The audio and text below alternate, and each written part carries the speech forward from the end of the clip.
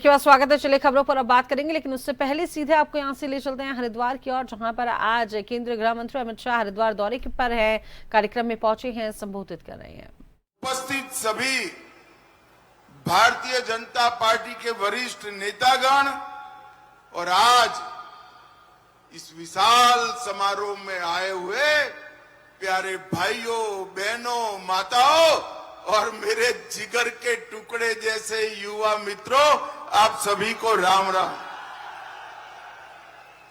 सबसे पहले पूरे देश की आस्था जहां पर निवास करती है,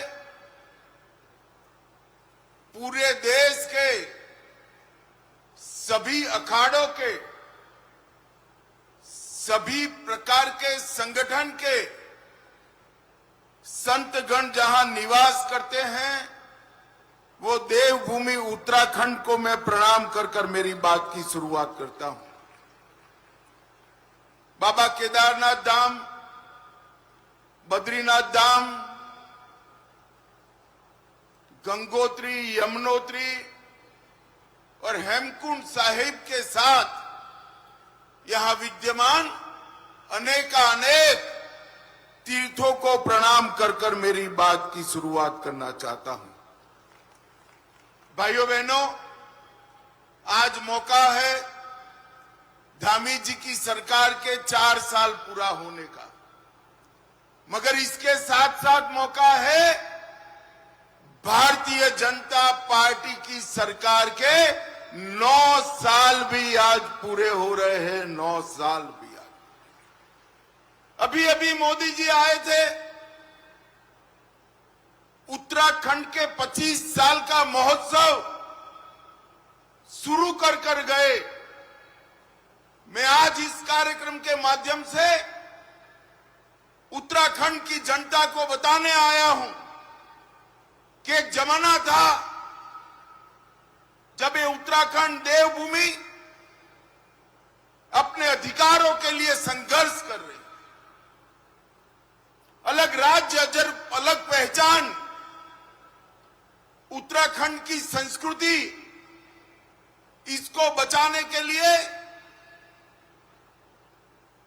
उत्तराखंड के युवा मैदान में उतरे थे।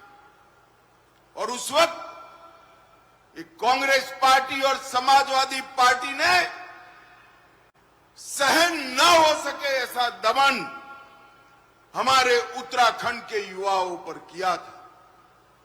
अनेक युवाओं को गोली लगी, उन्होंने बलिदान दिया। रामपुर तिराहा की घटना आज भी उत्तराखंड वासी भूले नहीं। मैं आज आप सबको बताने आया हूं कि उस वक्त भाजपा के वरिष्ठ नेता और उस वक्त के प्रधानमंत्री श्री अटल बिहारी वाजपेयी ने उत्तराखंड की रचना करने का काम किया था। एक कांग्रेस के सो कॉल्ड विद्वान कह रहे थे,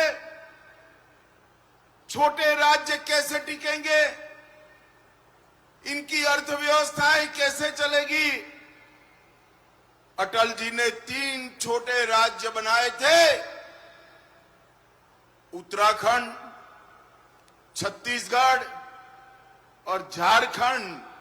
आज तीनों राज्य विकास के रास्ते पर आगे बढ़ गए।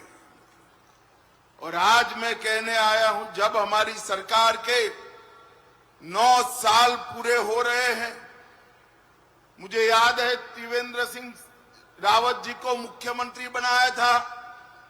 पहले कार्यक्रम में मैं आया था, तब मैंने कहा था मोदी जी, अटल जी ने बनाया है, मोदी जी संवारने का काम करेंगे, मोदी जी संवारने।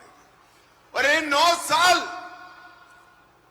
उत्तराखंड के विकास के 9 साल हैं। ये 4 साल के अंदर मुख्यमंत्री धामी जी ने एक एक समस्या को चुन चुन कर समाप्त करने का एक रचनात्मक अभिगम लिया। इसके कारण उत्तराखंड आज विकास के रास्ते पर दो दूनी रात चौगुनी गति से आगे बढ़ रहा है। और मित्रों, आज ही 1132 करोड़ के जन सुखाकारी के अलग अलग कामों का लोकार्पण और भूमि पूजन हो रहा है। आज यहां पर नई न्याय संहिताओं की प्रदर्शनी का भी उद्घाटन हो रहा है। मेरे उत्तराखंड देवभूमि के सभी वकील मित्रों को मेरा आग्रह है, न्याय प्रणालियों के साथ जुड़े हुए सभी युवाओं को और विशेषकर माताओं बहनों को आग्रह है कि ये प्रदर्शनी जरूर देखिए। मोदी जी के नेतृत्व में अंग्रेजों द्वारा बनाए गए 150 साल पुराने कानून, जिसको बनाने का उद्देश्य था अंग्रेज सरकार की हुकूमत को लंबा चलाना, वो समाप्त कर हमारे नागरिकों की सुरक्षा के लिए न्याय संहिताएं बनाई। मैं ज्यादा कहना नहीं चाहता, परंतु इतना जरूर कहना चाहता हूं कि कानून के 2028 में कंप्लीट इंप्लीमेंटेशन हो जाएगा।